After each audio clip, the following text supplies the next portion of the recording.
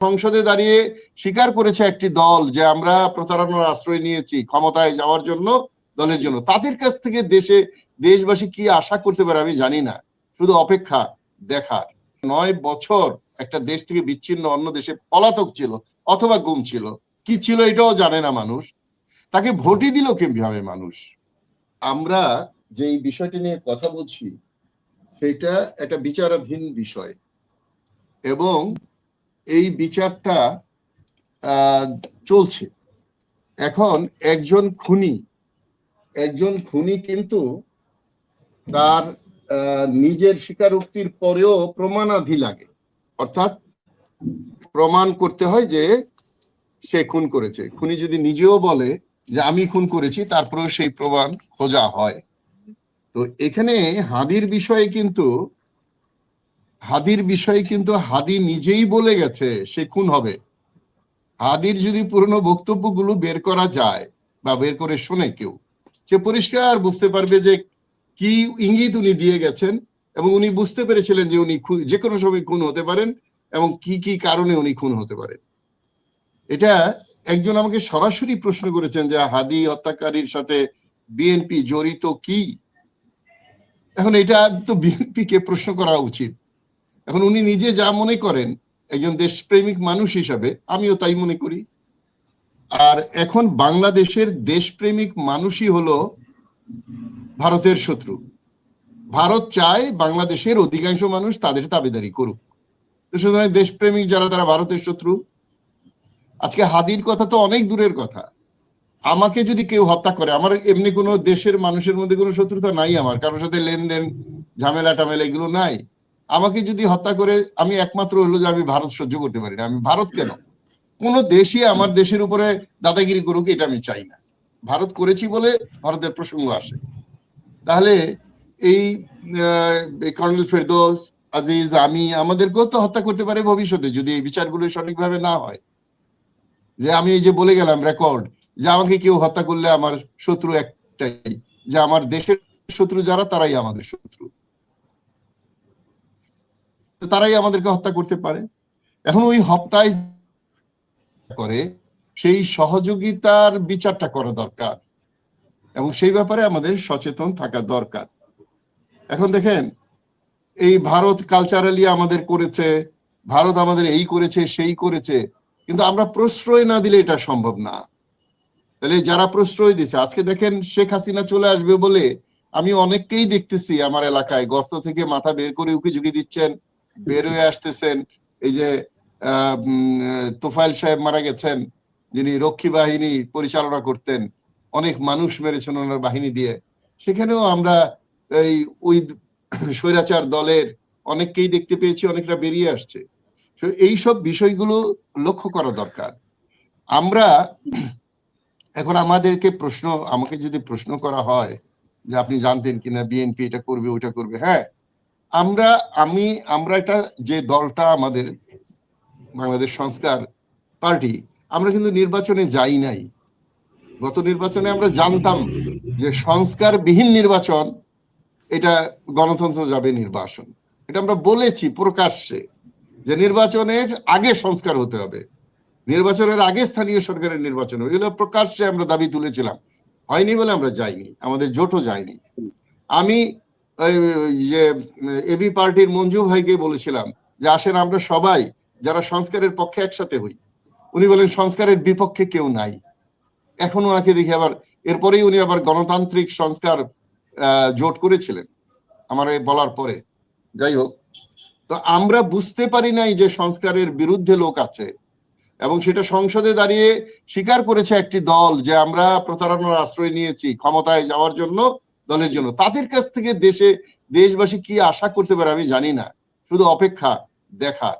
কারণ তাদের চরিত্র, তারা বলেছে যে সংস্কার কমিশন করবে, 1 নাম্বার দাবি 31-এর মধ্যে। তারা এই সংস্কার কমিশনটা 70% ভোটের মূল্যায়ন করলো না, 70% জনগণের ইচ্ছার বহিঃপ্রকাশ তারা তোয়াক্কা করলো না। তাদের কাছে কি বিচার আশা করা যায়? তারা যারা নিজেরাই স্বীকার করে প্রতারণার আশ্রয় নিয়ে আমরা ক্ষমতায় এসেছি, তাহলে জনগণের বুঝতে আর কতদিন লাগবে? আমি খুব হতাশাগ্রস্ত এইসব কারণে। আমি ডক্টর ইউনূসের সরকারকে বলেছিলাম, আপনি যত সংস্কারের মিটিংই করেন না কেন, চা টাকা খাওয়ায় কাগজপত্র বানান, পরবর্তী কোনো রাজনৈতিক সরকার এসে এটা তো ডাস্টবিনে ছুঁড়ে ফেলে দিতে পারে। তাই তো হলো। একটা তত্ত্বাবধায়ক সরকার বা একটা অন্তর্বর্তীকালীন সরকারেরই সবচেয়ে বড় সুযোগ থাকে দেশে পরিবর্তন আনার, কিন্তু তারা সেই সুযোগটা সদ্ব্যবহার করতে পারেনি। পরে নির্ধারিত তারিখ দিয়ে ছেড়ে দেমা কেঁদে বাঁচি কোন রকম ইলেকশন দিয়ে ওনারা সরে যাওয়ার পায়তারাই করেছে লাস্টের কয়েক মাস। তো সুতরাং আমরা দুর্ভাগা, আমাদের আরো সচেতন হতে হবে। যারা আমাদের বিরুদ্ধে সাংস্কৃতিক আগ্রাসন করেছে সেখানে আমাদের শিক্ষা নিতে হবে। আমি একমাত্র উপায় মনে করি, দেশের মালিক যারা মালিক তারা যদি সচেতন না হয়, আমরা গত ইলেকশনে কি সঠিকভাবে ভোট দিয়েছি? 49% ভোট যারা পেয়েছে তারা আজকে যা ইচ্ছা তাই করতে পারছে, আর 70% ভোট যারা দিয়েছে তাদের ওটা তোয়াক্কা করা হচ্ছে না। এই যে অবিচার, সেই অবিচারকারীদের কাছ থেকে বিচার কিভাবে আশা করেন? তো আমাকে যে প্রশ্ন করা হয়েছে, আমি আশা করি না। তাদের যতটুকু দরকার ক্ষমতায় থাকার জন্য ততটুকু করবে, যেটুকু ক্ষমতায় থাকার জন্য প্রয়োজন নাই সেটা তারা করবে না। আর তারা নিজেদের মেরুদণ্ড এবং নিজেদের পায়ে দাঁড়ানো কিনা সরকার, সেটাও স্পষ্ট না জনগণ, তাহলে আজকে এই প্রশ্নগুলো আসতো না। এই সরকারটা কতটুকু শক্ত সেটা যাচাই বাছাই করার সুযোগ আমরা পাচ্ছি না, এক। দ্বিতীয়ত পয়েন্ট হলো, বাংলাদেশের যে গণতান্ত্রিক রাষ্ট্র হিসাবে যে স্তম্ভগুলো আছে, সেই স্তম্ভগুলো কি কোঅর্ডিনেটেড কাজ করছে?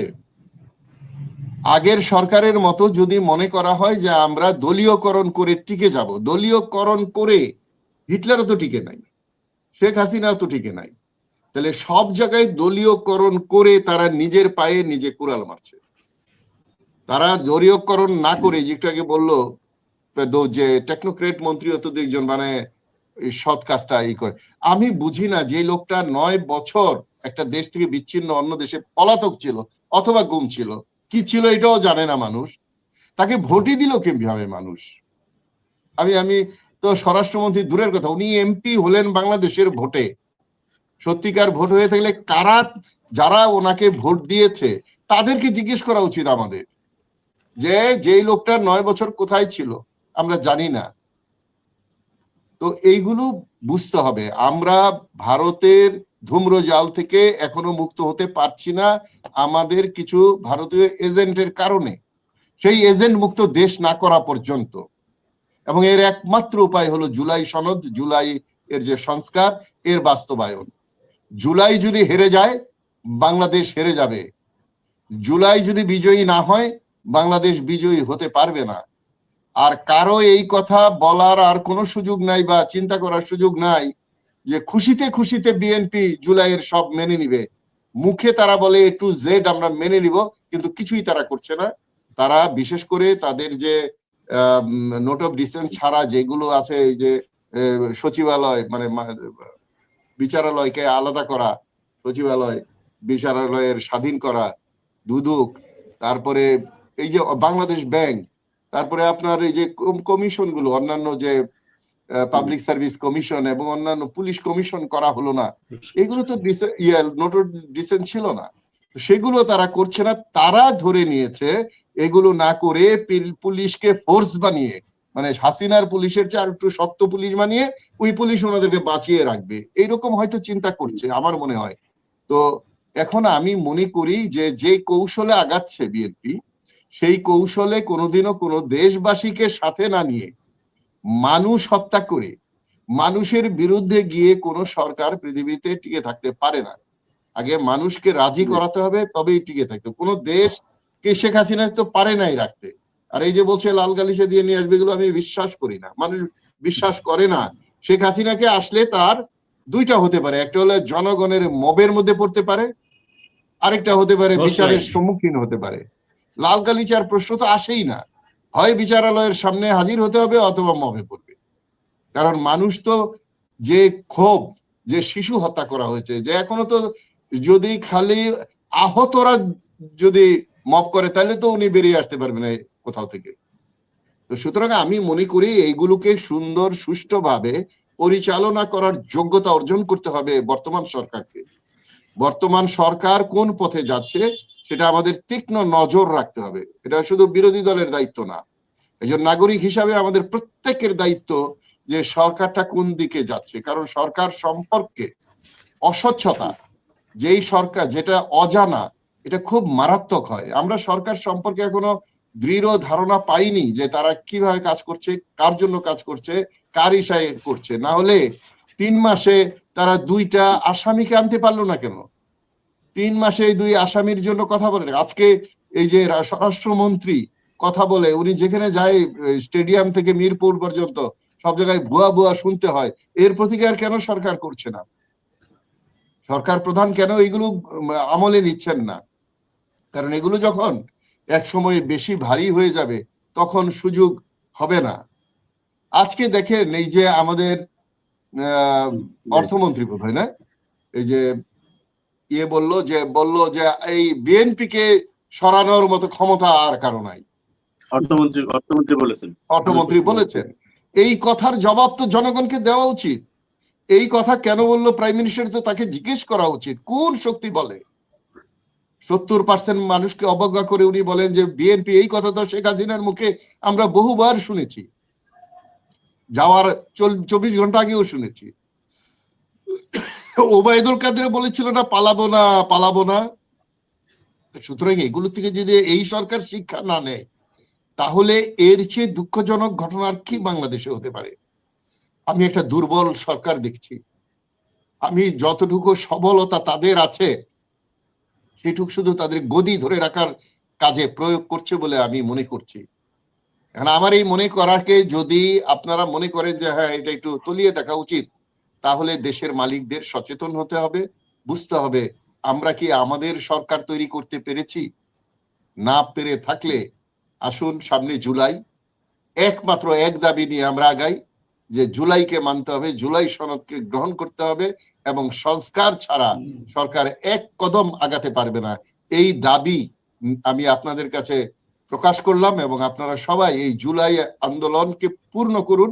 এটা একটা অসম্পূর্ণ অভ্যুত্থান ছিল, এটাকে পূর্ণ না করলে ভবিষ্যতে নতুন বাংলাদেশ গড়া আমাদের পক্ষে সম্ভব নয়। নতুন বাংলাদেশ গড়তে হলে জুলাই অভ্যুত্থানকে সম্পূর্ণ করতে হবে এবং জুলাই সনদকে বাস্তবায়ন করতে হবে।